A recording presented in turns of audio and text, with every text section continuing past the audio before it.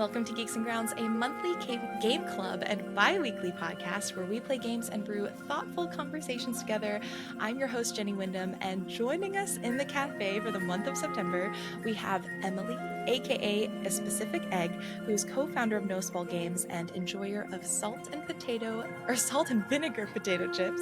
And we have Kate, aka Cater Blossom, also co-founder of No Small Games and enjoyer of Rice Krispie treats. How are you both doing today? Doing great, Jenny. I'm so excited to have you here. We're so excited. We're way too stoked. We've been looking forward to this for a while, so thank you for having us. We're doing great. Oh my gosh. Yeah, I have been a long time fan of No Small Games. If y'all haven't followed it or found it, it is a podcast. It is a website. You all do such wonderful, thoughtful conversations on your podcast as well. I got to join in for 1,000 Times Resist, which was the biggest honor. And yeah, I don't know. Did you want to tell and talk a little bit about No Small Games and like a little origin story at first? Ooh, yeah. I'll give the high level description, and Kate is really good at telling the origin stories. So, No Small Games is a podcast where we celebrate indie games and the impact that they have on our lives, regardless of the size of the team or the size of the budget. We also really love to celebrate the hard work and passion and time that it takes to make games. So most of our episodes are deep dive recaps and reviews of one indie game per episode, very similar to Geeks and Grounds, where, you know, we do like mechanics and narrative and art direction discussion, but we try to keep it really conversational and just really fun. Mm-hmm. And you also do amazing indie roundups every month. And so, yeah, it's incredible. Content feels like diminutive to say, but it's not. It's like incredible, just like stuff to listen to as you're working out. Like it's my favorite like walking podcast currently. I'll go on walks and listen to you guys. So yeah, y'all got to check out No Small Games. In case you're new, or if you need a refresher to Geeks and Grounds, we also focus on one game a month, really percolate over it, I like to say, so we can deep dive into its themes and its mechanics and, like No Small Games, make those connections between what we're playing and our lived experiences. And so what we have done is change to twice a month episodes. And at the start of every month, we're doing something slightly different. I'm calling it an Indiescovery, and it helps us highlight upcoming anticipated games for the month. So you just have an idea of what's going on in the industry, what you can keep an eye out for, maybe suggest in the future for a Geeks and Grounds feature. And we are also using this opportunity to set up the discussion for the game of the month for the full discussion episode that's coming in 2 weeks. And this month, we're focusing on Chants of Sennaar. Chants of Sennaar is an award-winning puzzle game where you play as the traveler on a quest to reunite the peoples of the tower, and it's inspired by the Myth of Babel. So if you haven't gotten started yet, you can pick it up. You're not too late. This is the perfect time to begin and join the conversation in Discord or via our newsletter. And all of that info can be found at geeksandgrounds.com, all in one place. So before we begin discussing Chants of Sennaar, getting ourselves prepped for the month ahead, I always like to kick off with the pastry case. And while normally it's a grab bag of topics from the industry, today, because we have two new folks helping host the show, I wanted to take some time to get to know them and a little bit about their taste and history with games. So Kate and Emily, first, because we are a cafe-themed podcast, I would love to know if you have a classic cafe order that you like to go in with as you relax in a coffee shop. It's so funny because I've always been iced Americano. Like my coffee always has to be iced, no matter how cold it is, which is quite often where I live. But lately I've been trying matcha, like iced matcha, and I feel so different. So I'm enjoying that like different kind of caffeine feeling that I get from matcha. So I guess, yeah, iced matcha is my current favorite. Nice. Oh, mine is nowhere near as fun or exciting. I'm actually the opposite. Especially in the morning, I always have to have my coffee hot. There's something about that first sip of like I don't know, just hits you and I become a human. My typical order is usually a latte, and I usually add somewhere between 1 and 2 extra shots from the base 2 that I anticipate. So I Hmm. got, yeah, highly caffeinated over here. I'm the same, Emily. I always go and I usually iced oat milk vanilla latte is my classic, but I do like to add one or two shots to the base too. I remember the first time I asked for that, which I don't think it's that odd, but the barista was like, "Are you sure? Are you sure Yeah. you want two extra shots?" I was like, "Yes, don't worry. I know what I'm doing." I'm a Yeah. professional. Yeah. The concern you get from baristas, I feel that deeply. Oh my gosh. I'm like, I swear I'm okay. I monitor my Yeah. heart rate. We're all I'm good. okay. Um, so what I'd love to also know is a little bit about your gaming journeys, because I think it's really neat to see, especially when talking to people who I feel like as like women especially, I hear a lot of really interesting stories about how people got into games, how they fell out or maybe back in, because it tends to be a little bit of a journey. And so I'd be really curious, from both of you, like, what are your gaming histories, what do you are gravitating to right now, and just like what do you maybe resonate with most when you think about like your first video game? Mm. Kate, do you want to start? Yeah, sure. So I didn't grow up playing games. I got a hand-me-down PS2 from my boy cousins that only had ATV Off-Road Fury 2 on it. So that was the only experience I had really. I was always fascinated with Pokemon, like the physical cards. But yeah, I didn't really start playing video games until 2020. I was playing Animal Crossing New Horizons. Think I was gifted a Switch in that game back then, and that really opened the door to me to like what video games, like that there could be games that someone like me could enjoy and for my tastes. And then I think it was 2021. I think I played Night in the Woods and Mm. on my Switch, and that kind of like really opened me up to like indie games as a concept. And I started streaming them, and that's actually how I met Emily, was through streaming video games on Twitch. And yeah, I just once I started playing Night in the Woods, I bought a gaming PC so that I could play Ooblets because I saw another streamer playing Ooblets and I was like, I have to play whatever that is. And since then, it's just been like really important for me, like a really awesome thing in my life that has really. I guess I'm a big fan of theater and the arts and like collaborations, artistic collaborations. So it's been nice to feel that same feeling once I discovered what indie games are. So that's my gaming history. And right now, I'm really drawn to things like platformers. I'm kind of discovering that I really like those, but I'll basically try anything because there's just a lot of cool stuff out there. And I just find myself really excited by all of the magical things that video games can be. So, Oh, I love that. Oh my gosh. And I feel like platformers are having a bit of a moment. Like there's sort of like there are some really good platformers that are out and also like coming up. So that's really cool. yeah, they're like becoming so nuanced too. Like I feel like Hmm. there's a lot of like options for platformers now. So I don't know. I'm really into them right now. Nice.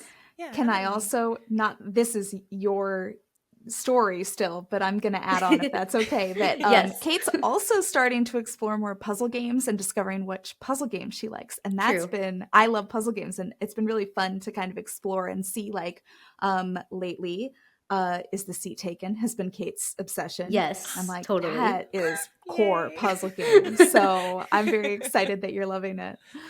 Um Thanks, so yeah. Emily. She's got my back. Let's see.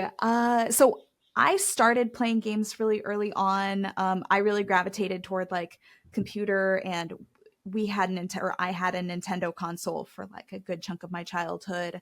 I think part of it was that I grew up as an only child, and so it was and both of my parents were super busy with work a lot of the time. So it was a great way to keep myself entertained and I loved especially a lot of Nintendo games, especially a lot of Pokemon games. And that translated pretty much throughout like all of my young adulthood and into college, which is when I discovered indie games, circa like 2009, 10 or so, when like, Limbo and well, Mm. like the very first Octodad came out, like the student project, and indie games really were starting to become like a cultural phenomenon then. Um, so I was very into games for a long time. I did kind of take a little hiatus in my mid 20s when I was really focused on work and the outdoor social life scene. That's such a And nice way to put it. I feel like that's a really pleasant way to put it. being outside of four walls, I was really Yeah. into that for a little bit. Yeah. Got my fill of that though, and I kind of like I still played games a decent amount, but I really got back to it in the pandemic. To Animal Crossing, New Horizons was my jam, and again how I met Kate. And then from there, I kind of like remembered how much I loved indie games. I started re-exploring my backlog on Steam, which I had left neglected for a really long time. Started to remember like, oh yeah, there are all of these indie games that I really love. And so I've rediscovered a love for a lot of genres, including puzzle games, but especially lately narrative games, partly because of Twitch. I have been really enjoying playing narrative games with my community, which is something that I didn't really, it feels weird to say, but I didn't really connect with a lot of narrative games prior to that. I mostly played a lot of like mechanics heavy things where I could have a TV show next to it. But I'm really grateful to Twitch for kind of opening me up to that, because there are so many games that have had a really profound impact on me since then that I probably wouldn't have picked up otherwise. Yeah, and it's so fun on Twitch. Like I love the feeling of finishing a game and being able to go on Twitch, find someone who's playing the game and both re-experience it through their eyes, but also have a community of people that you can just celebrate that enjoyment of what's going on in the story together. I think it's such a wonderful experience that I think we had maybe as kids, like on the playground, if you're playing games and talking to your friends directly, but it's harder to get as an adult. Like you Yeah. don't get Definitely. lunch breaks at work where everyone's like, what are you playing? Or maybe if you have a really cool job, but I feel like a lot of people don't get that as much in their daily life. And so having something like Twitch is really nice. Totally. It's so true. Like I've played Oxenfree and I love Oxenfree, but my core memory of Oxenfree is actually watching Kate stream it. And that Aw. was like a really special like time for me, getting to experience that with her and like together with her community. So Emily's like I'm like getting teary eyed and we just got here. So sweet. I love that so much. So, to close out this intro, so folks can get a sense of who you are, and this is a challenging one, so I always like to clarify. If you had to create a flight of games, so a flight is like a little sampler for folks who aren't familiar. Usually, you see it with maybe like beverages. You get a sampling of like 3 to 5 beverages. But if you had to create a flight of games that defines you, which 3 to 5 would you pick just for this current moment? You are not tied to this. So we won't come for you in 5 years if it changes. And maybe little summaries on why you connect with these games and why you think why they do define you currently. Emily, did you want to go first? I would love to go first. This was very tricky. But I love that it made me like stop and consider like how do I guess to connect the games to like where I'm at right now. So my first game is Balatro, or as some say, Balatro. And this is like, I don't know, awakened something in me, not just Balatro itself, but the kind of mini genre that it's like very quickly ignited. My latest like mini personal project every Steam Next Fest is to just go through all the list of demos on Steam and find the new Balatro likes and try all of them, and write about them. So I just think it's so special to experience like the creation of a new kind of genre of game like in real time. And it's been really cool to see how like just the impact that it had so quickly on the indie community and the gaming community as a whole. So Balatro is one of mine. My second is Wander Stop, and I swear I'm not pandering. Oh my gosh. That's so sweet. Yeah. But Wander Stop truly was like one of the most profound gaming experiences I've had in a really long time. I had a really tough like battle with burnout back in 2021, and it completely changed my life in some good ways and some really bad ways. And I felt really seen by Wanderstop, and it really helped me like understand my own journey better. So absolutely Wanderstop. Number 3 is Arctic Eggs, which came out last year, Yes. published by Critical Reflex. This is just a bizarre, weird game, and I feel like it really spoke to me on that level of weirdness. I It's hard to even explain it beyond that, but I feel like the devs really like got me and my desire for absurdity in this very absurd world that we live in. So if you haven't played Arctic Eggs, it's not very long. Please, everyone, go play it right now. Yeah. And my last one is I'm on observation duty, and I've just picked 7 because there are so many of them. I love these games, but I specifically love playing them with other people, and Kate and I have played them together a lot. They're meant to kind of be single player games. They're not built to be co-op experiences, but I think they really ought to be, and I have the most fun playing it with Kate and with my Twitch community and with friends. So yeah, I think the more we can take any kind of experience and turn them into community experiences, that's where Mhm. games really thrive for me. So those are my 4. I love that so much. That's so good. Kate, what is your flight of games? Yeah, this is such a fun question. I love thinking of it as a flight. So I think my first game in my flight has to be Sayonara Wild Hearts. If you know me, like this, I feel like this game feels very close to like how I feel on the inside. I love music, and I am part of the LGBTQIA community. So I feel like when I played this game, I was overwhelmed with feeling really seen and just having like a spectacular moment. I played through the whole thing in one sitting, so I feel like that has to be on my flight of games. Recently, I played Keep Driving, and that game has really meant a lot to me. I love a road trip. I'm from Utah, but I live in Maine, and so I've driven across the country many times. And I drive a lot for my job. I have to drive. I have about a 45-minute commute each way, Oh, wow. Monday through Friday. So I actually love driving. I know a lot of people don't like it, but it's something that really grounds me, and I love listening to music and podcasts while I drive. And I think that Keep Driving was one of those games that really nailed like the road trip experience. I love the music in it and the pixel art. It's such a lovely game, and anything can happen in that game. It's really wild. So if you're listening and haven't played, definitely check out Keep Driving.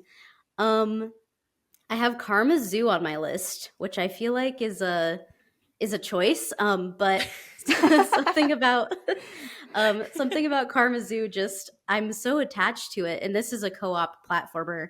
You can play with up to 10 people. And I feel like I guess the hard thing about this game is that it had a little moment, and I feel like now the moment is sort of gone. So when you go on to play the game, if you're not playing with friends, it's kind of hard to find people to play with. But this is an incredible and super fun platformer co-op game, and Emily and I have played a lot together. I appreciate that, Emily. I feel like I've really had to beg people to play with me sometimes, but Emily's always No, I down. love it. It's so fun. It's a great co-op game. It really is. I feel like it's really underrated, but it's Mhm. such a great game. And then the last one I have in my flight is Adada, which is a sandbox musical making game. I'm an aspiring musician. I guess I'm a what do I call myself, Emily? Like a musician light, aspiring musician. I make musical I think moments. you're a musician. Emily I don't calls think me a it musician. requires being qualified. Yeah. Yeah. So yeah, I love to make noises and music. And I am a sound designer, so that game just means a lot to me. And I love that you can sort of like play around in it, and then that you get to like experiment with levels and volume, and then you get to save your songs to your Mm. device. Like I just think that's really really cool. And I think it gives people a great opportunity to like experiment with being a musician or like trying to make music. Gaming is a great tool to like create things, I guess. So that means a lot to me too. Like as a person, it's really important to me to have games as a medium to give people opportunities to be creative. So I think that Autodot does that really well. So yeah, that's my flight. Those are my 4 games. I love that. And I it's so funny cuz like Arctic Eggs, Karma Zoo, like these are games that I remember really loving. And then just because we as an industry move so quickly through games, I did not spend nearly as much time with either of those as I wanted to. And so you both mentioning them again has I actually typed note to myself to like revisit these games because Yay. they I remember them being so much fun. So thank you for sharing because it's really fun for me to like rediscover and learn about games through other people. So I appreciate that a lot. Let's see. So now that folks have a good sense of who you are, totally they know who you are from your games, we're going to dive into stuff we're excited about. Now, this is our section to share things outside of the monthly game that we focus on because we are humans. We do more than just play one game a month. And I think it's really cool because so much of the time, I find that the games that we play outside of our focus game inform the stuff that we take into what we play in this game of the month that we're focusing on. And so, and not just games, what we're reading, watching or listening to. So I guess I will kick off really fast because I just came back from PAX. So I wanted to highlight just 3 of the demos that I really enjoyed and then one book that I read on the train ride there. So I've been, thanks to Jazz from Stumped Gamers, she really got me into the Dungeon Crawler Carl series, which I don't know if, have you, either of you heard of it? It's this super absurd, like, kind of like cartoonishly violent at times book series about a human and a cat who, in the end of the world, where aliens have turned our Earth into a battle royale ground and dungeon, essentially, they have to go deeper into the levels of the dungeon to survive this alien survivor contest. And it's basically D&D meets sort of a battle royale situation.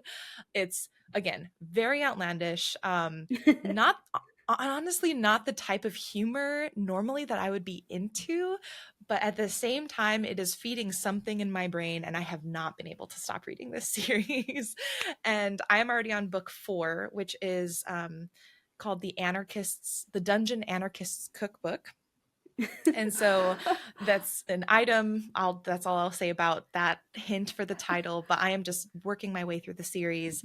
I feel like if you read the first book and you're like, I don't know if this is for me, maybe check out the second one because things do start to get a little bit more emotionally compelling. There's more depth to the characters, and I found it's increased as we go on. If you don't like it after the second book, I don't think it's for you, and that's totally okay. But it's sort of cartoony, like it's almost like Looney Tunes outlandish in some of the like almost grossness of the violence. I don't know. I feel like Looney Tunes is really violent. I never Yeah. liked it as a kid.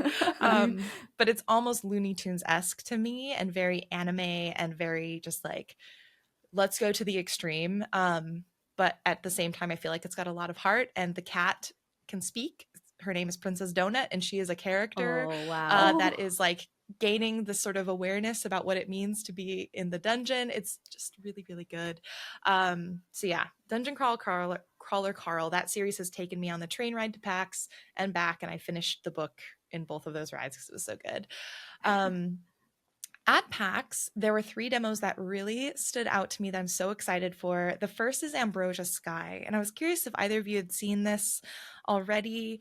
I feel like it will probably be up both of your alleys.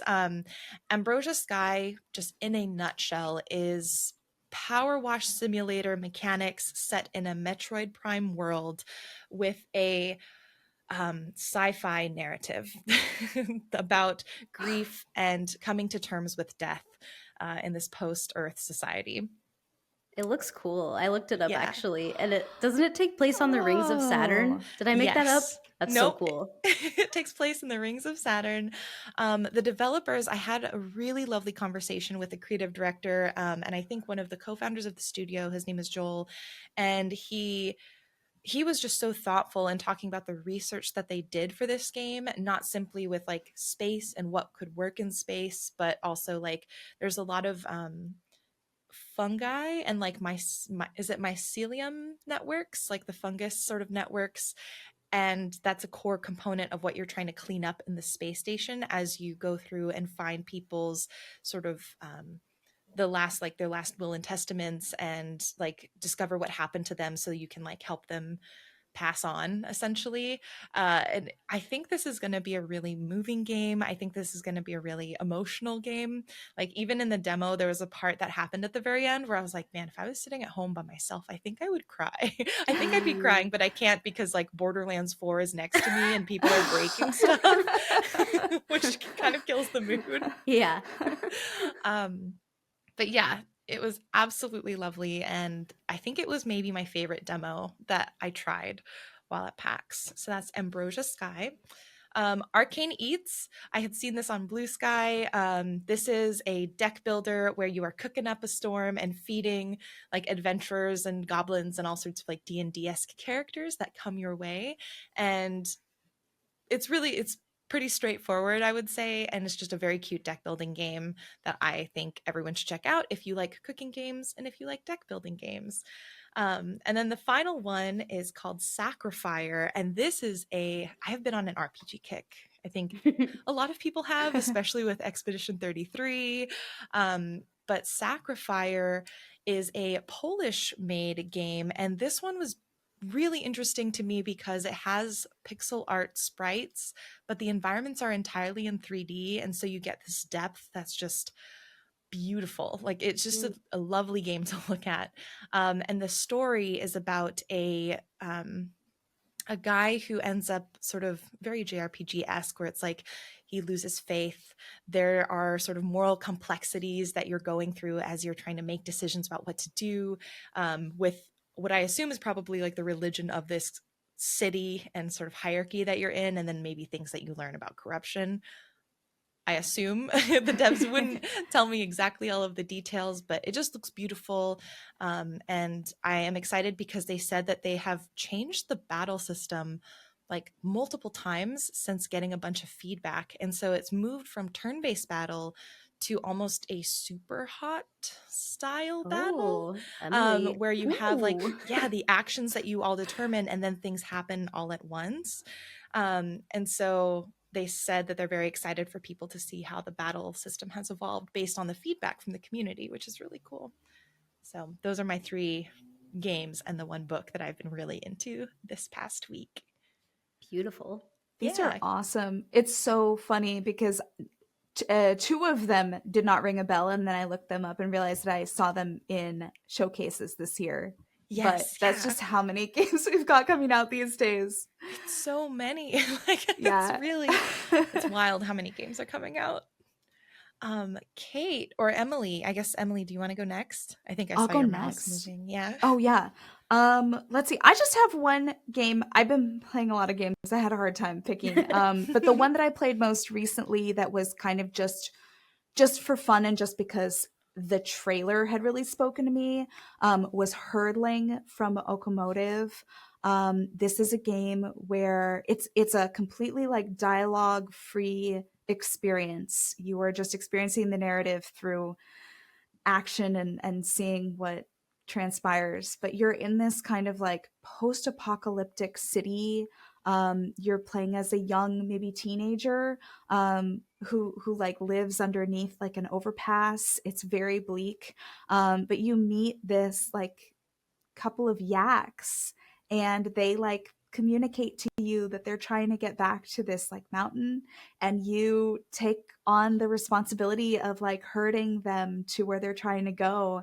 And it is just this incredibly gorgeous, really profound experience. It's both like very epic. The music is incredible. It's so moving, but it's also like a very tender game. Like there are a lot of little mechanics and little moments that they added that really like help you connect to the yaks, to your herd. So you get to name them, you can pet them. There are like little adornments that you can put on them. And then most of the mechanic is just guiding them around, and keeping them out of harm's way, which becomes increasingly difficult.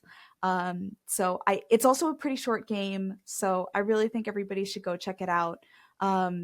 yeah, it's really beautiful. I can't like stress that enough. Yeah, So yeah, that's it's by the hurdling. folks who did Far Lone Sails and Far Mm. Changing Tides. And I didn't end up, I picked up and didn't play Changing Tides, but Far Lone Sails was maybe the most I've ever gotten emotional over like the boat that you kind of are ferrying yourself across on. Like I remember crying so hard at the end because I was like, my boat. I was so invested. So that's really cool that they've expanded on this idea of like tending to something and now it's like Mm. live Yeah. creatures. That's awesome. Yeah, it's really amazing what they can do to help you like emotionally connect with these creatures you've just met and with no dialogue and like very little really understanding of like there's not really a plot. You're it's your journey. It's so cool. Mm. So that's hurdling. Lately, I've been listening to a couple of new to me and new generally gaming podcasts. One that I found because they reached out to us, and now I'm a big fan of theirs, is the Rogue Pod Lightcast. They That's an amazing exclusive. It's name. so good, right? Oh It's my very gosh. They're clever. great.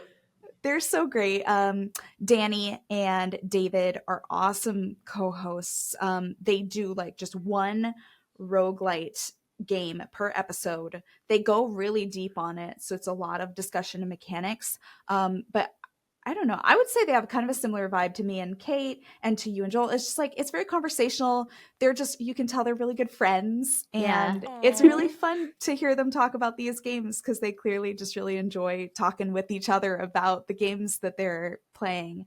And they put them in a tier list, so they're trying to build kind of this mega tier list of roguelite games.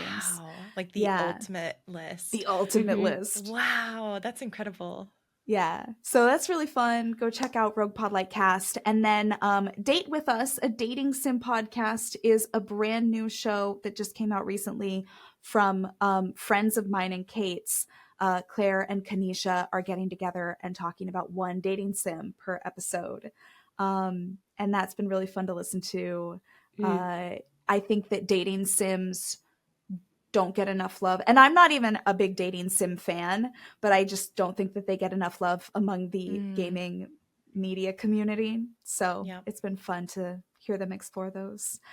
So that's what I've been listening to. And then lastly, I just started reading Algo Speak by Adam Alexic, which is so incredibly Oh good. my gosh.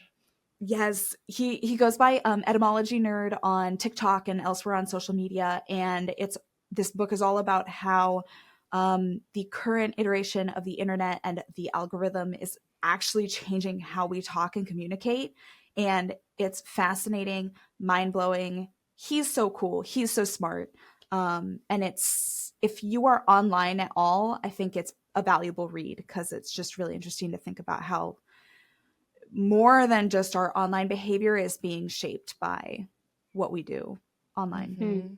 I just finished that book. That was my read Oh, before the yay. Dungeon Crawler series, and I thought it was so much fun. It was such a great Mm.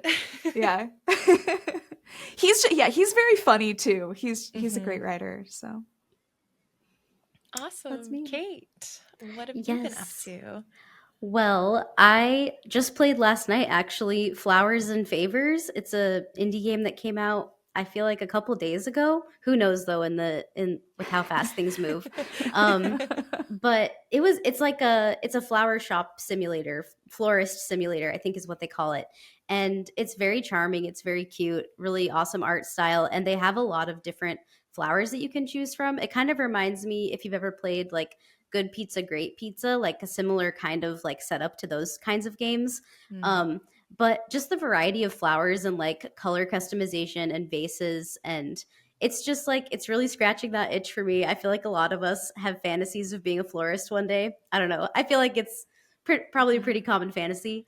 So I love that there's a game now that I can play when I don't know. Just it seems like a great game for like springtime, even though we're heading into fall. I would really recommend it. I really liked it. But I'm gonna be pretty brief on games because I feel like I've just been watching a lot of cool TV shows lately. One of them is an adult swim show called Women Wearing Shoulder Pads. This is a really interesting show. It's stop motion animation.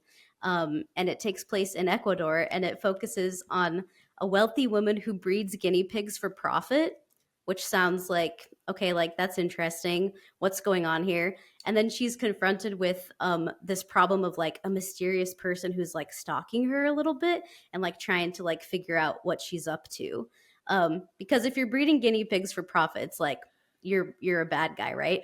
But the show is like presenting her as like a very nuanced character, and it's all in Spanish, so it's like fun to kind of get that like Spanish practice while I'm watching it. And I'm a really big fan of stop motion animation, so it's really interesting. It's like funny and it's very like artful, but it's making some interesting commentary on like gay rights, animal cruelty, and like the ultra wealthy. So I do recommend it. I'm only like 3 episodes in, but I think that I recommend it. It's kind of a head scratcher, but I do think it's like a nice vibe and something that's really different from other TV shows that I've watched. Um, and then for listening, I've also really been enjoying the Rogue Pod Lightcast and Date with Us, a dating sim podcast. But I've been listening to Subway by Chapel Roan a lot. I know that was what you mentioned Yes. last time, Jenny. It's uh, so good. it's so good. I love Chapel Roan so much. And I feel like Subway is a really special song to sing. Like it just has so many fun harmonies, and I don't Mhm. know, I think it might be my favorite Chapel Roan song like ever. Um so I've been enjoying listening to that. Beach Bunny just came out with Year of the Optimist, which is a single that she just came out with. I really like that one. And then one of my favorite bands, the Beths, just came out with a new album called Straight Line Was a Lie. And I would recommend the Beths if you like, like indie girly, but also a little bit emo and aggressive, but then sometimes you're gonna cry. So I feel like that's a lot, but really big fan of music, and there's been some really good stuff coming out lately. And then for books, I'll just shout out, I just started reading The 20th Century by Howard Zinn. Um, Ooh. this is really interesting because I feel like it's an approach talking about history that I'm really resonating with and just finding it like easy to get through and comprehend. Which I appreciate because I think I can have a hard time reading about history sometimes and have a hard time comprehending it. But I really like the approach here. So I've been enjoying that too. I think that's everything. Yeah. Oh my gosh, that's so cool. Yeah, I cannot remember. I've read another one of Howard Zinn's books, and I have seen the 20th century, but I have not picked that up. So I might add that to my TBR list as Yeah. well. I think there's one you're supposed to read before this, before the 20th century, but I didn't have access to that one. So, but this one, it's going great so far. Yeah, I love it. For folks who are interested in a full list of everything, as always, you can subscribe to the newsletter. All of the links will be in there. If you're not subscribed and you maybe missed out on a previous newsletter and you want to check, everything's at geeksandgrounds.com. There's a little archive thing on the website if you hover your mouse over one of the newsletter buttons or something. So you can go to geeksandgrounds.com to both sign up for the newsletter and check out old editions, I guess you could call them. And that's it for the pastry case. Now, this is where we get into sort of the meat of the episode. We are going into Indiescoveries for the month of September. Indiescoveries with an asterisk because there is a non-indie game on here, but I am just so excited for it. I had to throw it in. So this is our chance to highlight and shout out some of our most anticipated titles for the month ahead. I feel like I don't think we shouldn't be obligated to go in order. I'm actually most interested first and foremost in hearing what maybe if you had to pick one title, what you personally are most excited about, which I know is like picking your children in a little bit. But if you had to pick maybe one title, whether from the list that I have or maybe that I didn't list out that you know of, I'd be curious, what is your most anticipated game for September? And I'll kick off to give you a little second to think because I know that's a hard question. I would have to say, from the indie perspective, I'm giving myself a little out because I'm like, here's my indie perspective and here's my like AAA perspective. My indie perspective that I'm most excited about is Consume Me, which is coming out on September 25th. It's by a group of developers. They don't have a studio together, so I'll just read out the names that they have on Steam. It's Jenny Jiao and I believe is it Hesia? I think. I'm so sorry, Jenny, if I'm mispronouncing that. AP Thompson, Jian Lee, Violet WP, Ken, Coda Snyder, and Hexecutable. They all work together on this game. It's coming out on PC and Mac on Steam. And the Steam description is absolutely wild to read. They have on their short description, did you feel stupid, fat, lazy, and ugly in high school? Well, I did, but at least I made a life simulation RPG about it. And that has consumed me. This game, I tried it, I think, all the way back in like 2016, maybe 2017, a Wow. long time ago, at a Day of the Devs event. And they actually had chocolate bars with like the key art on it. And I have it saved somewhere, which is Oh my probably God. really gross. I'm not going to eat it because it's probably so nasty at this point. But um, I remember seeing it, and this has probably been one of the games I've waited for the longest. Like Consume Me and maybe She Dreams Elsewhere at this point are like the two long haul games for me. Mm, And what I really appreciate about this game is that it deals with some really heavy topics. Like if you are someone who has gone through disordered eating, has like maybe high anxiety around food, especially diet culture, I would recommend maybe looking at the trigger warnings, looking at the Steam page, and kind of like maybe even trying the demo before purchasing, because this game maybe has, and full disclosure, like I've had histories of like disordered eating and like that kind of stuff to deal with. And so I think this game, in a almost like scary but really incredible way, gets into the head of someone who is struggling with that. And so it could probably be not the game for a lot of people for that mm, reason. mhm, But I think if you um, are able to like get into that content and not have it like maybe trigger anything for you or elicit anything for you that's harmful, it's probably going to be one of the most darkly humorous and like honest portrayals of what life is like as a teenager going through all of that stuff. And she does it through basically daily structure, where every day you have a certain number of tasks that you do, you earn money to buy outfits and food, and you have to sort of navigate life. And it's very like episodic WarioWare minigame style, and I'm so excited about it.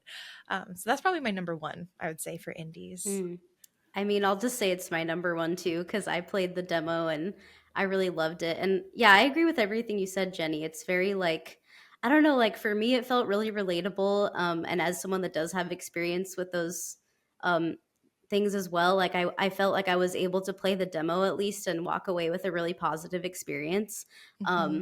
And it is just like so colorful and fun, and the mini games are so they're real, but they really like also like kind of evoke humor and Mm-hmm. lightness. And yeah, it just feels really relatable, but also saying something that's really important and something that I haven't really seen in a game before. So I loved the demo, and I'm really excited for this game to come out. I need to check out the demo. I am a little nervous about how I will feel, just like my Mm-hmm. emotional response to these themes. Feel the same way about Lily's World XD that got announced. I don't know Yeah. when it's coming out, but I love that the teenage girls' experiences being now portrayed in indie games. I think it's really important. It's Hmm. something that gets pushed aside, I think, a lot in our just Mm-hmm. general societal discussions. So Yeah. it's cool. Yeah, and I think the demo is still on Steam as of today, us recording it, and I I would be surprised if they took it down before launch at this point. So it launches again on September 25th. So it's before that, I would be very certain, or very close to certain, you could try the demo and give it a shot. And I think, yeah, it's heavy, but at the same time, the art is so vibrant and so silly and expressive. It allows you to channel that heaviness in a way that doesn't feel so overbearing and so, I don't know, depressing. Mm. So, Hmm. yeah, definitely consume me. Emily, what about you? Ooh, this is tough because I have to choose between my two September babies, Henry Halfhead and Clover Pit. Yeah. I'll talk about Clover Pit, which did suffer the Silk Song, Shake Up, but it is still coming out in September. It's now coming out September 26th. And this is from Panic Arcade and Future Friends Games. And this is another Balatro like, essentially. But rather than playing with cards, you're playing on a slot machine. And one of the things that I love about, so I've played the demo, obsessed with the demo. One of the things that I love about Clover Pit that I feel like is kind of missing in Balatro is that there's not in Balatro there's not a lot of world building, and this has a really fun, weird, creepy, interesting sort of narrative to it where you're like actually trapped in this metal like cell and you're receiving messages that you have to essentially gamble your way to freedom by paying off these ever increasing debt thresholds. And if you can't do it, there's this like metal trap door underneath you that just opens up and you have to restart the game. And a lot of the same like mechanics are present that you have in Balatro. So you've got like artifacts that kind of work like jokers that give you multipliers to your score, and you can affect like the odds of certain little icons popping up on the slot machine. So it's very similar in premise, but I just love the vibes. I love the weird storytelling that we've got going on.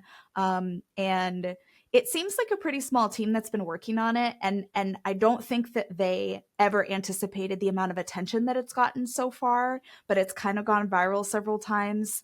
And I'm just super stoked for it. I think it's going to be weird and fun and a good time. Yeah, you know what's fascinating? I mean, I think it's also the state of the world currently, but the number of like anti-capitalist slash we live in this horribly, horrifically capitalist society games are just I think they've always kind of been around, but the prominence of them and how people are like really connecting with them feel so much stronger Yeah. now. And so like this game where it's like, what was the one where it was the proximity chat where you were like going and working for the space company and they were like, great asset. Lethal Company. Yeah. It's like the fact that like Lethal Company is about paying down on or like meeting these quotas. This game is about paying on these massive amounts of debt. I think it's just really interesting Yeah. to see all of that really come to a head right now, I feel like. It's so true. Totally. Yeah. It's funny too because I feel like Clover Pit could easily exist in the same world as Arctic Eggs. Oh yeah. Yes. Oh my gosh. So, yeah. This indie game multiverse that we're now seeing. There's a game you just got me thinking as well. It might strike your fancy. Let's see. I'll put it in. There's a chat here that I'll try to find and drop it in. But it's called Dead Fingered Dice. I just saw it. And it was at PAX and they had a demo and it made me think of Clover Pit, and maybe if you haven't seen it, it sounds like you maybe have. Yeah. I did. I played the demo. Yeah. And this is another one that kind of hits the same feel where it's like you're playing poker dice. It's a very like stark pixel art, like Obra Dinn pixel art kind of visual, and you're fighting billionaires on a yacht. So yeah, more That's pretty capitalism, cool. anti-capitalist games. Yeah. And the billionaires look like evil vampires and Cthulhu creatures. So definitely, yeah, real It's fun. a good weird time, yeah. Oh yes. From there, I figure we can just go down and maybe just chat about some of the other games we haven't talked about. It's not that we don't again, as Emily mentioned, we've got plenty of games we're into. We just picked like some of the top ones for us. But did you want to chat about Baby Steps, Kate? Oh, baby steps. I feel like, yeah, I really want to play this one. It looks really interesting. People are calling it a walking sim, right? Is that what they're calling it? So, this is coming out September 8th. Is that still true? I feel like that's true. September 23rd now, I think. Oh, I should go to the updated doc. I made one with my own Oh, yeah. special I notes. just, it's so funny because I hadn't thought to double check the dates until Emily mentioned Silksong, which I should add now onto here. Because Oh yeah, Silksong Silk is Song. it's so funny because it doesn't even feel real that it's coming out. Like I won't Yeah. feel like it's real until I'm playing it on the 4th. So I think that's like the overarching, yes, we know we're all excited about Silksong. Everyone's excited about Silksong. But yeah, I'm in Baby the Steps right did spot shift. now. Yes. I'm there. Yeah, so September 23rd is it Gabe Cuzilio, Maxi Bosch, Bennett Foddy, and Devolver Digital, published by Devolver Digital. It's going to be on PC and PlayStation 5. And this is the Steam description. You play as Nate, an unemployed fail son with nothing going for him until one day he discovers a power he never knew he had, putting one foot in front of the other. Wow, I just can't wait to see what happens. I feel like I've seen there was a demo for this at some point, right? People were I feel playing like it. there was I a think next so, stuff, yeah. next fest maybe. Yeah, because I feel like Yeah. I've heard a lot of people talk about it, and Mhm. yeah, it does seem like I love the concept. It seems really simple, but that you will likely run into a lot of absurd things, but it could also like have a really deep underlying message. Like that's the vibe I'm getting. But yeah, this is definitely one that I'm interested in because I really like walking sims, but also just weird games, and this is definitely a weird game. I'm looking on their Steam page right now, and shout out to the folks at Devolver because they have an announcement that came out on the 26th when Silksong was announced, and they have a special trailer that shows the character Nate walking on a Silksong like statue. And the caption for the Steam post at least is Nate is allergic to hornets. Baby Steps is now releasing on September 23rd. So I love that. Yeah, I love that all these indies are kind of taking it in stride and just sort of like, Yeah, modifying it and having at least a little fun with their marketing, knowing seems that like this they're having behemoth fun. is, Yeah. releasing soon. So, um, yeah. Did you all play or try Getting Over It with Bennett Foddy by any chance? Mm-mm. It's been on my list for a really long time. It's one of those ones that I want to pick the right like moment for.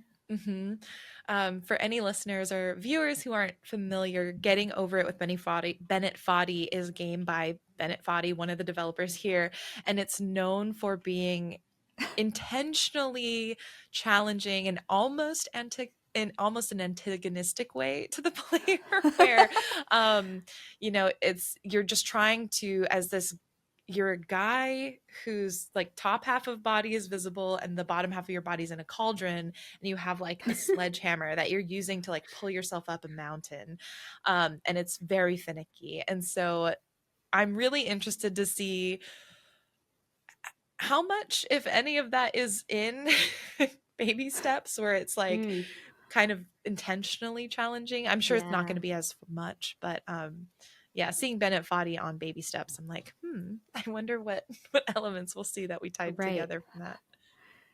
I feel like his games, well, both of these games specifically, like really embody how life sometimes feels during certain periods where you're just like, I'm Yeah. trying so very I'm hard. trying. And it just feels like life's coming at you, you know? Yeah. Oh my gosh. Wow. Yeah, Maybe that's the very big relatable. underlying theme. Emily already got it. Yeah. Oh my gosh. Analysis complete. You're such a pro. Oh my gosh. Emily, could you talk about, because you said Henry Halfhead was your other choice, so I would It love to give is. you a chance to share that with everyone listening.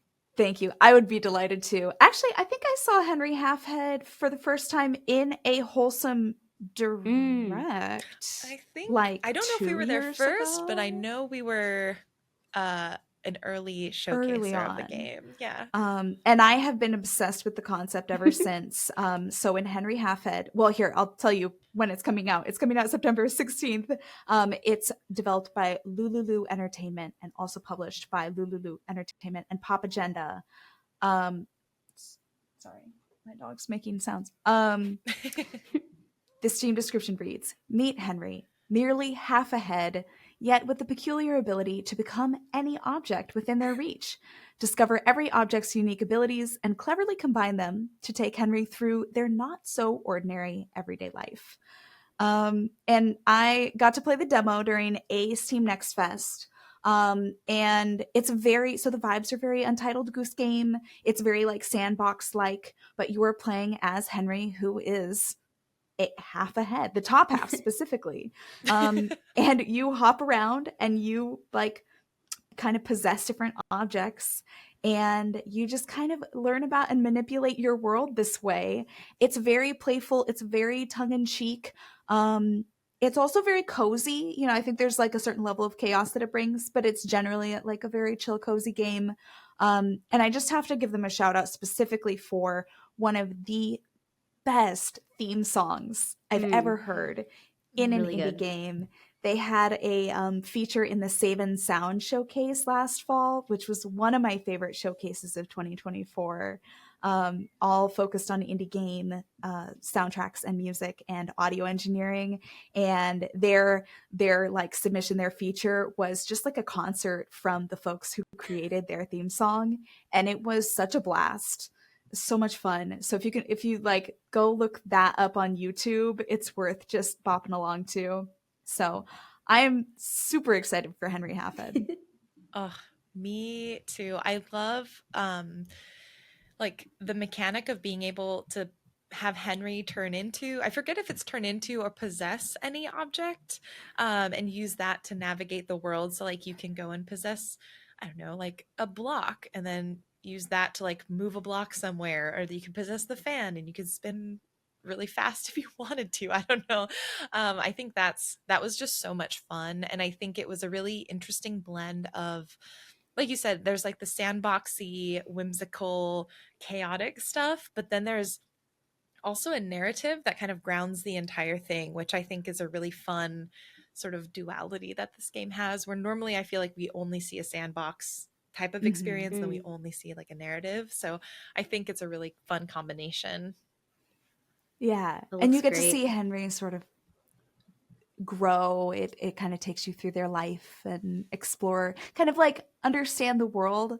That's kind of profound, like understanding the world by embodying the world. I don't know. Aw. I think Yeah. it's gonna be great. She's on a roll. Yeah, I know. My goodness.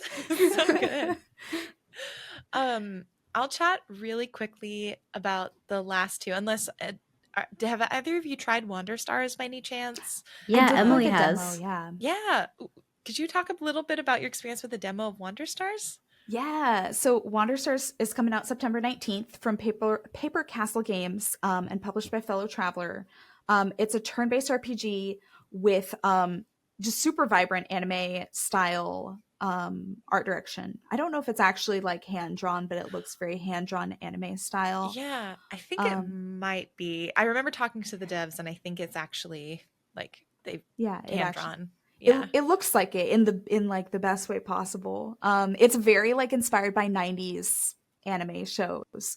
And so it's a turn-based RPG system where you're collecting like verbs that you use as your actions. The thing that I really loved about the demo is that the whole point is not to like completely obliterate your enemies, but to befriend them. And so it's very reminiscent of like I don't know, I guess like Hunter x Hunter, I guess in some ways, where like you Mhm. don't really completely defeat most people. They just join you eventually, you just like So cute. um are so determined with your friendship and joie de vivre, I guess, that like they just want to join you on your epic journey. So I thought that was really clever, and it's just like very it's very quirky, but really interesting, fun gameplay too, because it makes you think about you actually you succeed less if you take out your enemy all the way. So Mm. there's like that element of strategy to it. Hmm. Yeah, I really enjoyed it, and I love that it's structured episodically, so it does feel like you're playing through an anime, which is really great. And this one is really interesting because I think they've delayed it at least once, maybe twice. But it was all based on the different tests that they've done with their community and based on community feedback, particularly with balance. They wanted to make sure to get it right. And so I think that's really cool that they recognized that and that the publisher allowed them the time to do that. And they were able to like get a little bit more balance going. And so I'm really excited and like keeping my fingers crossed for the final iteration. And I hope it's something that they're excited about for everyone to play when it launches soon. And then for the last one, it's not an indie game, but I am such a Final Fantasy stan. I had to put it in. Final Fantasy Tactics is getting a, I guess, like remaster. I don't believe it's a remake because I don't think they're adding really much content. I think they're adding some fully voiced dialogue. I know a lot of people are very excited because Ben Starr is in yet another RPG this year. I feel like he's in every RPG. They have enhanced the graphics.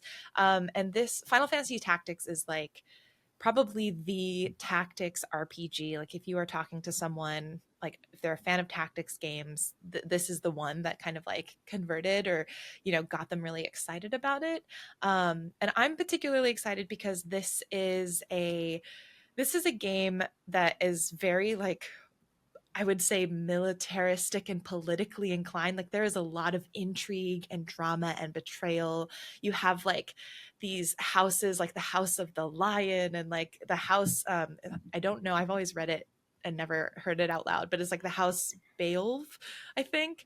And you have in these sweeping sort of politics that are going through the country, you have the stories of these friends and these rivals. And so I love that it combined in, again, sort of true RPG fashion, like the stakes of the world, but then like the struggles of the individuals in some really beautiful ways. And so I'm just really excited because I haven't replayed this game since maybe high school. I would say it's been a long, long time. I won't say the number of years exactly, but it's been a long time. And I remember really, really loving this game. It was probably the first tactics game I ever finished. It's one of the few I've finished because I can be really picky with the story in my tactics games, especially. And so that is coming out on September 30th, and it is made by Square Enix, and it's coming out on PC, PlayStation 4 and 5, Xbox Series X and S, Switch, and Switch 2. So if you have a console, you probably can pick this up and enjoy it. So just very excited. We've been really eating well as Final Fantasy fans, I have to say, between the Magic the Gathering collab and then now this. Fingers crossed still for a Final Fantasy 9 something. Yeah, it's been a very good year for Final Fantasy, I think. I've never played a Final Fantasy game, but I want to, but it's like it seems like such a commitment to get involved.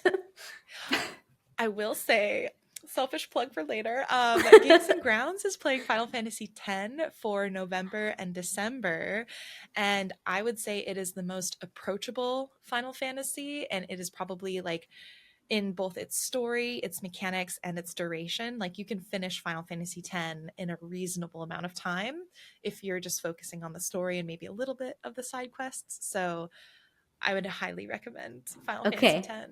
noted. It's beautiful. It's such a good story, but I'll dive into that once we get to November, December. We'll have plenty of time to talk about it.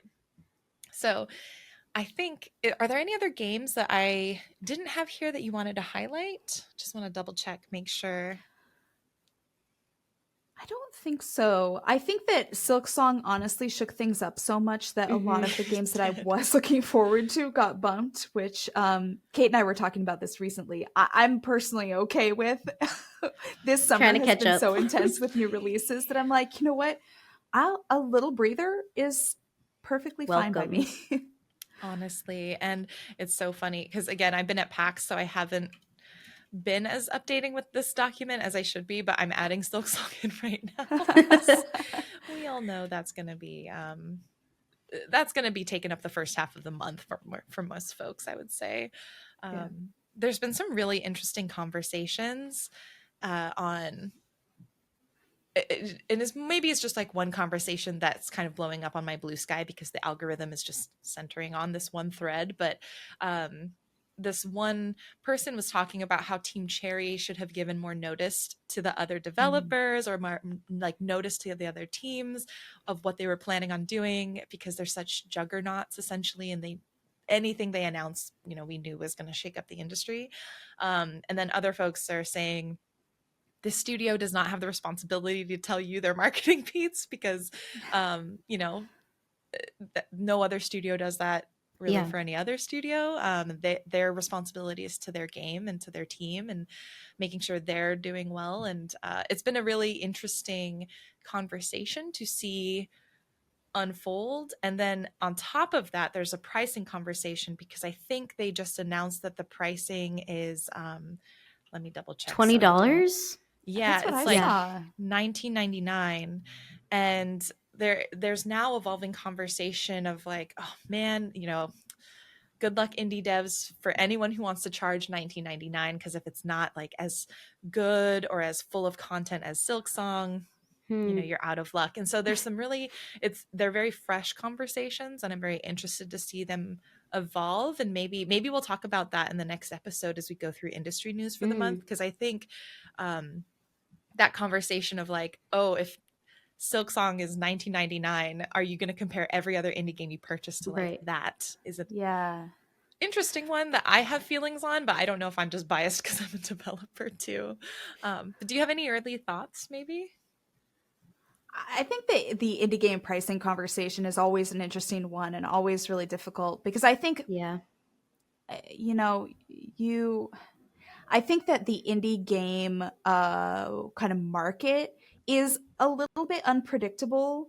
And I think that developers have to kind of hedge their bets around, like, is this going to sell a lot of units, or are we targeting a really like specific niche community, and where's our bottom line going to be at the end of this, Yeah. and I'm sure pressure from publishers doesn't help. So i I don't know, it's also tricky in an environment where a lot of people are struggling financially, and Yeah.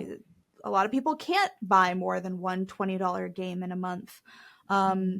But I think ultimately, from the consumer side, like what a game is worth is a really personal thing, and Yeah. is not necessarily something that there's going to be one rule of thumb for everyone around, like, this is how people gauge like what a game is worth to them. Mm-hmm. Because I would pay $20 for Despelote, which is like a 2-hour game, but it was really profound to me, and I am really glad that it got made. And if paying $20 for it meant that it could be worth it for it to have been made, for the developers, for the publisher, I would do it. But I recognize that not everybody feels that way. So I think Mm. it is such a dilemma when you're balancing like many individual factors in making a purchasing decision with looking at your business plan and like at a macro Mm. level. So Mm-hmm. I Yeah. didn't really answer anything. No, I Just, thought that was it's tricky. wonderful. Yeah, I think that was a really thoughtful response. Especially just kind of on the fly. Kate, did you want to add anything to that? I guess I would just add that I feel like all independent art in general is always like undervalued. And I feel like I'm in the same boat, I guess, in a lot of ways as Emily, where it's like I just played Time Flies and I would pay like $30 for that game, like just based on how much it meant to me. So yeah, it all just kind of like depends, and there's a lot to consider, obviously, because it is a really tricky time for people financially as well. But I just wish that we lived in a world where independent art as a whole just was not so just like, yeah, that people were able to make more money creating, and Mm-hmm. that they pour so much time and energy and like years into their art, and then like, yeah, just to think that it might not be financially beneficial is just like kind of heartbreaking to me. So yeah, but it is really really difficult. I don't know. Mm-hmm. Yeah, and I think it's interesting.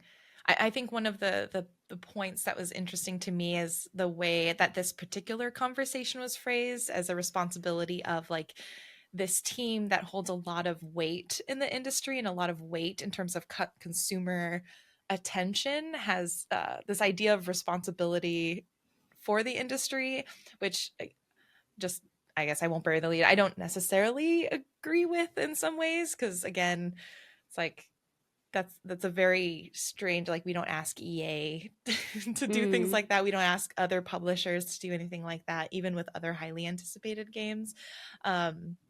But I think it is just an overall, like you both said, an interesting question, because there are so many variables to consider, and especially considering the times that we're in now, this idea of indie game pricing with the advent of Silksong coming through, I thought was just a really interesting conversation that started up online. So yeah, if it continues, I think maybe we'll talk about it a little bit more as we have time, to just see how that conversation evolves. Or maybe it'll just sort of fizzle out. That's what we'll report back next episode. So now in this sort of last official segment, we are going to dive into and just take a little like sample taste of this month's brew. And I don't know if Kate or Emily, would you like to introduce sort of officially the stats, I guess, the sort of highline summary of Chants of Sennaar? Sure, yeah, I can do that. Okay, so Chants of Sennaar, it came out on September 5th, 2023, developed by Rundisk and published by Focus Entertainment. I think that's right. In this award-winning puzzle adventure game, play as the traveler on a quest to reunite the peoples of the Tower. Observe, listen, and decipher ancient languages in a fascinating universe inspired by the myth of Babel. Yeah, so this one's really exciting because this game, I believe, is our second to last community voted selection. So the community in November, December of last year voted for games, and this was one of the 6 community selected games. And so I think this is really exciting to like kind of have on the heels of the last community select game, which was I Was a Teenage Exocolonist. And this one, I think I'm also particularly interested in and was excited that it got nominated, because it's a puzzle game that deals with this idea of communication and miscommunication, and what happens when you are not able to maybe bridge that gap because there isn't a shared source of language. And I think, I don't know, especially nowadays, when sometimes you're on the internet and you feel like maybe there is a whole different conversation happening than the one that you are like trying to have. It's a very prescient topic. It feels really relevant. And I've been thinking a lot about, and I don't know if this game will address it, but it's like, at what points do you try to bridge the gap of conversation and try to find ways to either translate what you're saying or find common themes and symbols so you can communicate, versus when do you not make attempts at communication because you realize maybe it's not quite worth it. So I think those are some of those themes that we'll be exploring in the game as a whole. I'm really curious, what do you both come to in terms of maybe prior experiences with Chants of Sennaar? Have either of you played it before? Have you seen it before? And what are you sort of feeling as we're moving into this game this month? Emily, do you want to go first? Yeah. I'm so incredibly excited to be playing this. This is one that I've been saving up for the right moment, and I'm so glad I did, because I'm really excited to talk with both of you about the game. I have watched brief segments of friends stream it. So I've seen little brief moments, but I tried to not be spoiled. I'm just really, really excited to be playing a game that focuses on communication and linguistics to a degree. Back in college, my BA was in linguistics, which I studied mainly because I just loved it. I didn't even have an idea of how I wanted to use it. And truth be told, I don't really use it in my job. But I just find it so fascinating. And I like to think just how college age Emily would have reacted if this game had come out then. And we're all really lucky that it didn't, because I would have been completely insufferable. It would have been my entire personality and all I talked about for at least a year. So it's very fortunate that it came out a couple years ago. And yeah, I'm like so itching to play it. I can't wait. Yeah, Kate. It's interesting because this is on our like big list of potential games to cover on No Small Games, and I've just heard so many amazing things about it, and I'm really taken with the art style and color palette in particular. And I also was listening to the soundtrack before this today while I was cleaning my house, and it just sounds so interesting. I'm really looking forward to, I guess, experiencing the art of the world of the game. Mm. Um, and I also feel like I really don't know that much about it. I've just seen some streams and some clips here and there. But I do know that it's a puzzle game, which I am like, I have a really complicated relationship with because I'm learning that I love puzzle games, but it's a very specific but sometimes not super specific kind of puzzle. Like Emily was talking about, is the seat taken? That is my jam right now. I also have been really enjoying the Monument Valley games, but then there are other puzzle games like, for example, Lorelei and the Laser Eyes that I just felt like I wasn't able to progress and get through that game. So to be honest, I'm feeling a little scared. I'm feeling like I will be tested, but I am excited for the challenge. And I know that it has stealth sections, which I love a stealth section. So those are the things that those are the kind of the feelings I'm bringing to the game. Yeah, it's really funny. I'm the more I hear you both talking, the more excited I am about the conversation because um I'm a major puzzle game fan and I'm really looking forward to this one. I had started it a long time ago. I think I played like the first bit of it, but I did not finish it. And I'm excited to dive back because I think this idea of like language construction or like reverse construction of language through observation is really interesting and exciting. It makes me think of, I don't know, the people who like create or learn languages in fictional books. Like I feel like the people who learn like the Elvish from Lord of the Rings or the Dothraki from Game of Thrones, it gives me that kind of energy a little bit, and it makes me really excited because I think that's something I've always been interested in, even though it's not something I've dug Mm. into. Um, I really hate stealth sections.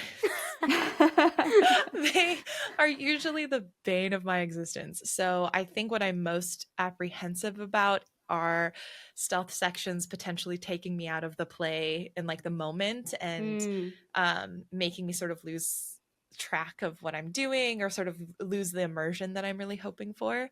Um, I'm also really excited because the puzzles in this are pictorial. So I think, and sort of more symbolic, it's not puzzles like intense riddles or I don't know, we're not having to like read a ton of text to figure things out as far as I know at least. It's a lot of okay, here are these glyphs and we have to like tie them to meaning. And so I feel like it should be relatively approachable, which I think is going to be really neat. I'm curious. You mentioned the music, Kate.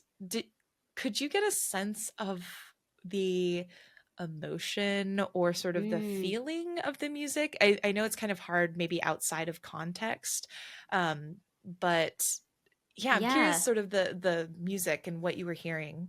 There's a lot of percussion and there's even sometimes some like like a vocal not singing words, but you know what I mean? Like Mhm. chants, chanting. Chants, if you will. Okay.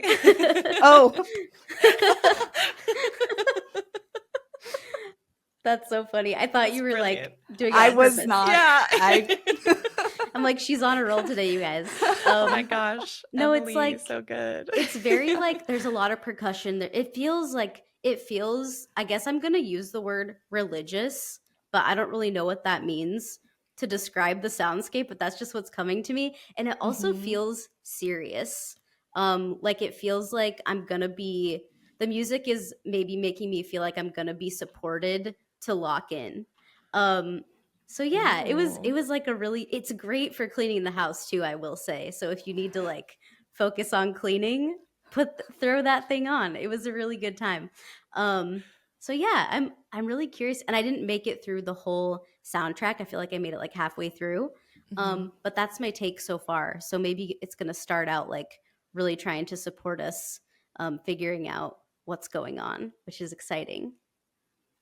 That's really cool. And for folks listening, I'll definitely in the pour over section, which is where all the resources are as you're prepping to play, I'll definitely link the soundtrack. I love that you listen to it ahead of time. I think it's something I'm always afraid of doing almost because I get nervous for Yeah. spoilers in the tracks or in the titles even.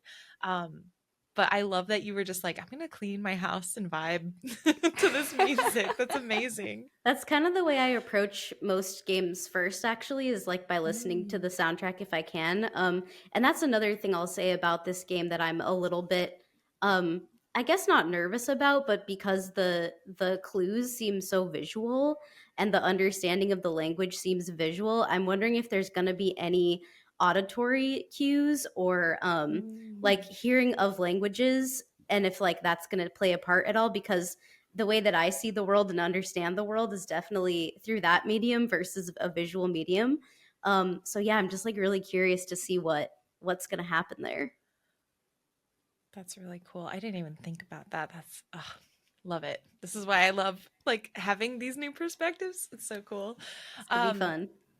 I'm curious if either of you know cuz I was very loosely familiar with the myth or like the story of the Tower of Babel.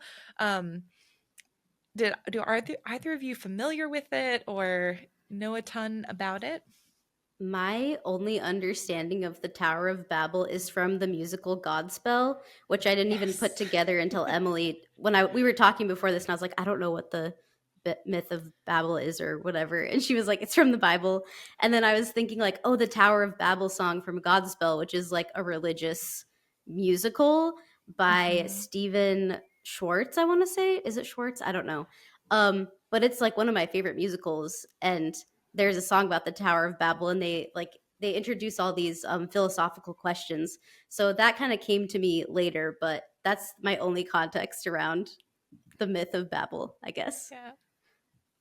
Yeah, Emily. I I was actually just thinking right before you said that I should go back and reread it because I'm like trying to conjure like memories from Sunday school of like what exactly happened. Yeah. um so I'm so sorry. Sorry for uh any potential editing snafus Yeah. with my dog. No She's worries. We got the motorcycles here, motorcycles and dogs. Yeah.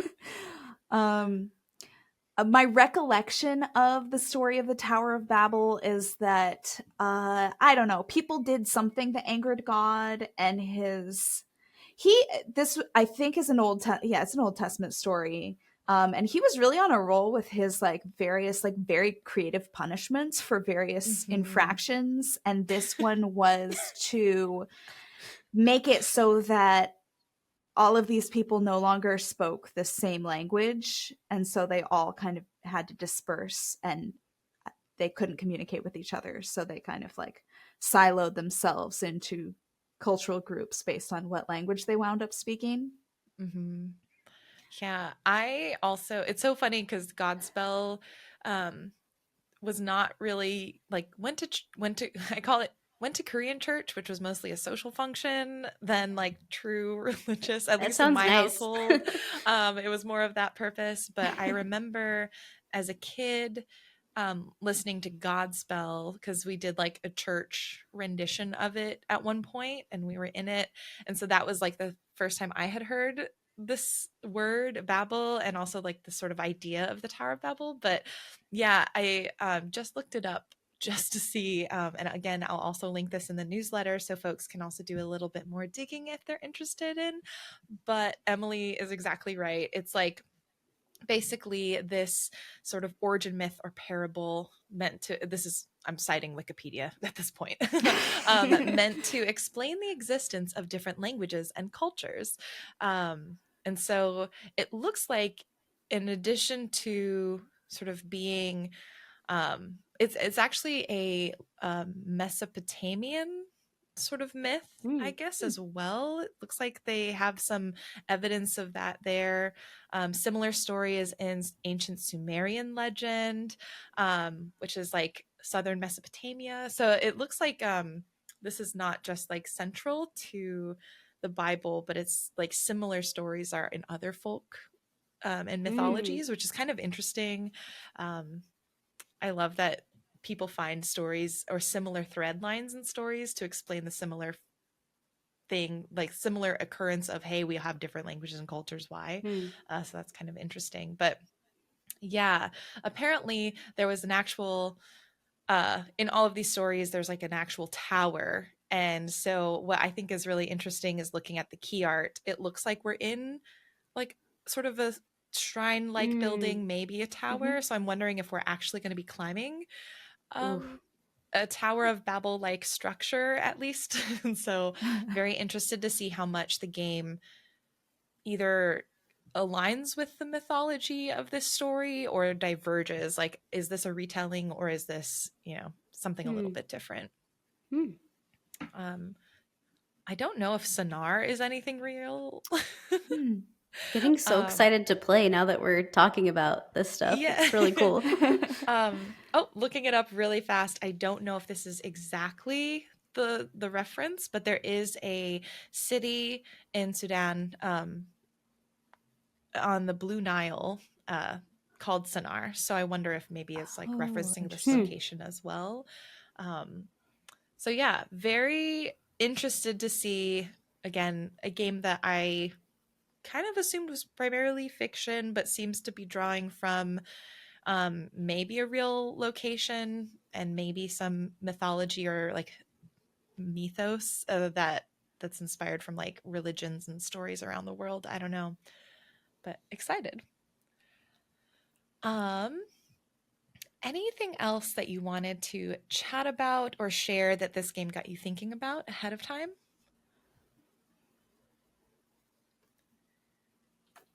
I don't think so. I can't think of anything.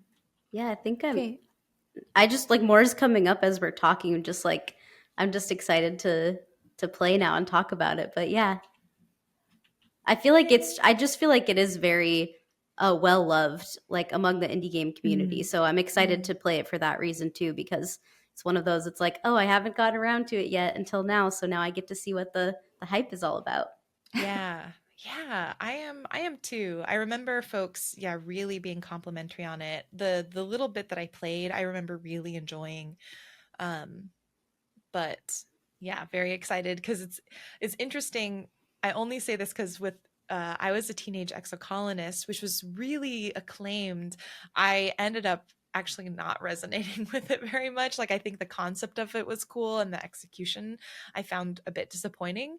And so now I'm like, oh, I hope that's not the case with this one because I really, really want to like this one. Yeah. Just Yeah. because of all of the reasons mentioned above. That is my main concern, is that I'm building it up too much. So I'm Yeah. trying to temper my expectations down. But there's a good chance that I'm about to become insufferable because of this game. So sorry This is to your warning, everyone. Look everyone. out. So, what I am excited for is next week finding out if Emily will be insufferable because of this game. If you are interested, if you'd like to hop into the conversation, please jump into the Discord. You can find the link to that at geeksandgrounds.com. If you'd like, also, you can submit either an email or a voicemail. All of the links are on geeksandgrounds.com, sharing your thoughts about the game, and we may be able to share a few of those in next week's podcast, or I guess in 2 weeks podcast time, when we'll be back with Kate and Emily to deep dive into Chants of Sennaar. And again, we'll have the discussion going all month in the Discord. So even if you don't want to submit something for us to read or listen to on the podcast, sharing your thoughts on the game, you can hop into the Discord, ask for help with the puzzles, with the stealth sections, just talk about what you are learning and what you are excited by, or maybe you have some feedback for the game and wish you could see something else. The whole point is to have a discussion and share the experience with one another so that we can, like I think we were all talking about at the beginning, enjoy this love of games together, which is what makes it so special. Mm. Kate and Emily, please remind us where to find your work if folks want to stay in touch with you in the meantime. Yeah, it's a great question. And thank you so much for having us, Jenny. We're excited Yay. for the next recording. And this was so fun. You can find all of our work at nosmallgames.com. That's where we have all of our episodes to listen to, all of our reviews, and list articles and even other podcasts that we've been featured on. So check us out at nosmallgames.com. Anything else to add, Emily? We're also on all major podcast platforms, so you can find us on Spotify, Apple Podcast. Uh, uh, I won't try to name the other ones, but pretty much anywhere you get your podcasts, you can find us there. And we're on Blue Sky at No Small Games. We're on Instagram at No Small Games. And keep your eyes peeled, because I think right around when this episode comes out, we are going to be revealing our lineup for our fall season of games and Yay! guests. So we're very excited. Oh my gosh, that's like one of my favorite times of like the seasons when you do your, is it like quarterly? I forget. It's like quarterly or biannually, when you reveal like the lineup for the next few months and the next few weeks, and it's very fun. Aw. We're really excited. Awesome. Well, thank you so much, everyone, for listening. And if you clean your house this week, I encourage you, put on the Chants of Sennaar soundtrack or Godspell. Yes. Sing along and let us know what you think. We'll see you next time on the show. Bye. Bye, everyone.